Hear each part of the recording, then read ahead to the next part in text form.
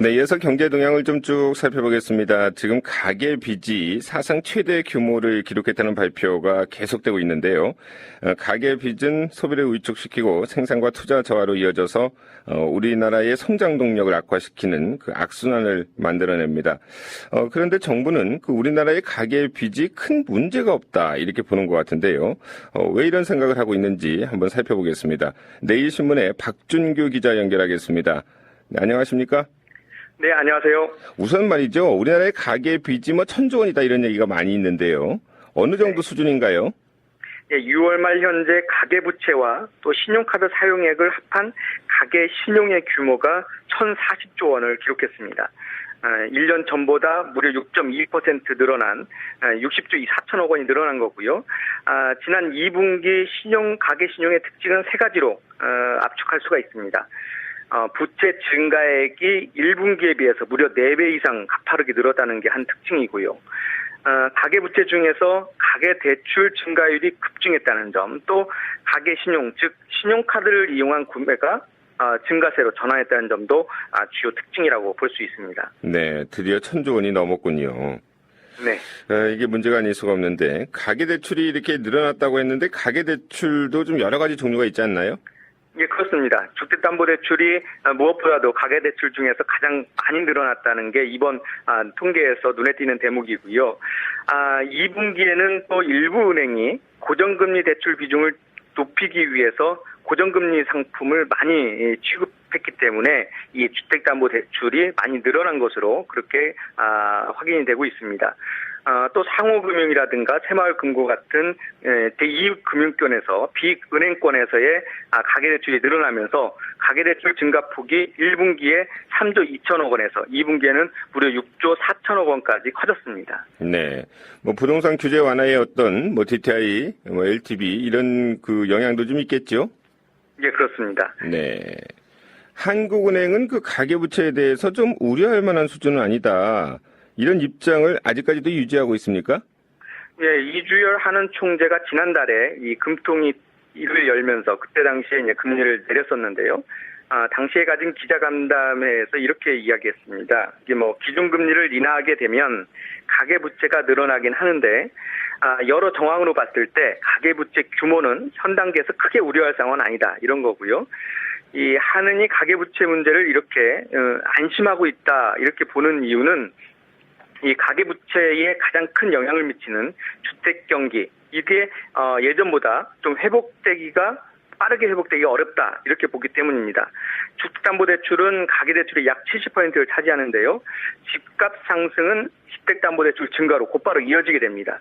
그런데 지금과 같은 인구구조 변화라든가 주택 수급 상황을 보게 되면 정부가 아무리 LTV나 DTI를 규제를 완화한다 하더라도 주택 경기가 빠르게 살아나서 이 가계부채 증가로 이어질 가능성은 그리 크지 않다. 이것이 이제 한은의 설명입니다. 네.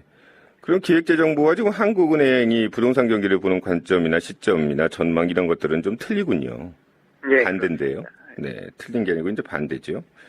한국은행은 그 매번 가계부채 문제가 이제 불거질 때마다 뭐 부채 총량 증가보다는 가처분 소득 대비 가계부채 증가율을 좀 눈여겨봐야 한다. 이런 주장을 계속 해오지 않았습니까? 예, 그렇습니다. 뭐 그것도 일면 보는 데에 있어서 한 측면이라고는 할 수 있습니다. 총량은 어차피 경제가 성장하면서 부채는 늘어날 수밖에 없는데 그러면 그 부채의 질이 나쁘냐 좋으냐 이걸 따져보자는 건데요. 예. 그 한 지표가 이 가처분 소득 대비 가계부채 증가율입니다.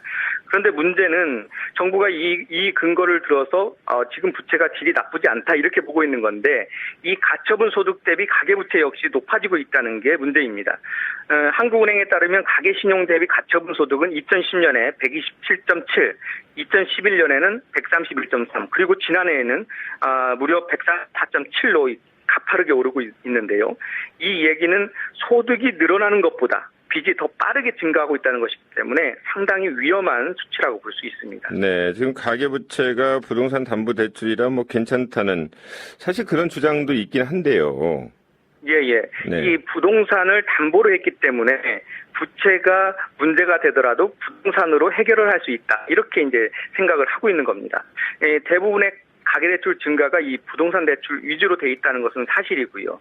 그렇기 때문에 시스템적으로 리스크가 번질 가능성은 없다는 게 이 정부의 설명입니다. 빚이 빠르게 늘어나면서 상환 능력이 낮은 저소득층의 빚 문제가 불거질 수 있다는 점은 그렇지만 계속해서 우려하는 부분이라고 할 수 있고요. 그렇죠. 특히 저소득층은 이 소득으로 빚을 갚지 못해서 그만큼 부채가 빠르게 늘기 때문에 이 저소득층부터 먼저 무너질 가능성이 높다는 게 전문가들의 분석입니다. 네. 이자를 감당할 능력이 좀 안 되는 분들이 결국 이제 파산하게 되고요. 그런 분들이 이제 부채가 또 부채를 낳고 하는 악순환이 계속될 수가 있는 거죠. 예, 그렇습니다. 현재 네. 예.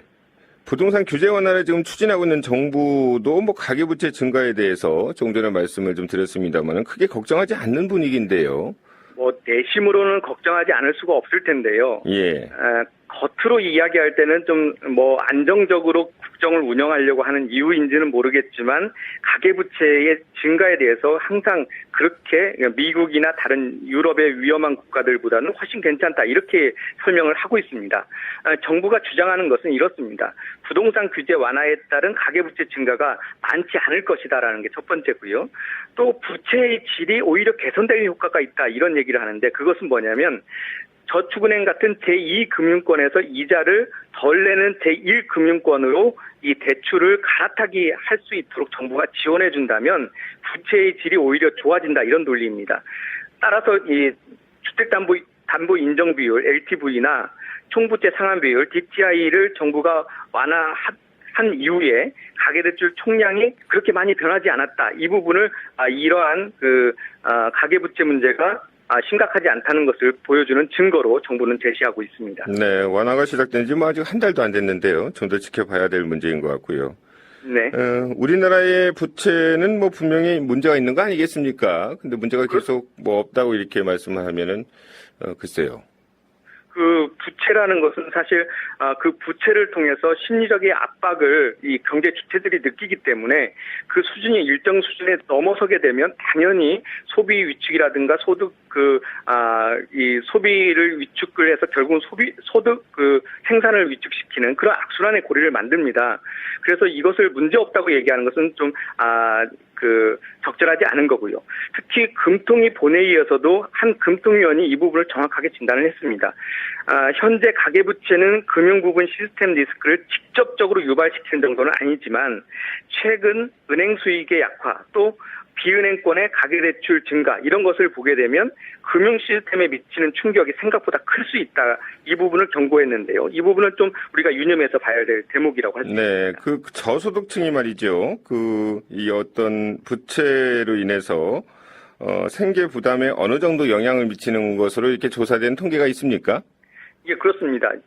지난해 원리금 상환이 생계 부담에 미치는 영향에 대해서 물어보니까 소득이 가장 낮은 1분위, 즉 소득 최하위 20% 중에서 매우 부담스럽다 이렇게 답한 비중이 거의 절반에 가까운 42.8%였습니다. 예. 이 반면에 부담이 없다 이렇게 답한 1분위 소득자는 15.5%에 그쳤고요. 반대로 고소득층을 보게 되면 5분위 소득 상위 20%에게 똑같은 질문을 하니까 매우 부담스럽다는 응답은 16.6%, 또 부담이 없다 이런 응답은 39.0%로 나왔습니다. 이 저소득층과 고소득층의 부채 체감이 상당히 대조적이다 이런 것을 볼 수 있는 데이터라고 할 수 있고요. 네. 또 부채 상환 가능성을 묻는 질문에 이 저소득층 그러니까 소득 하위 10%인 1분위에서는 18.7%가 상환이 불가하다 이렇게 답을 했다고 합니다. 네.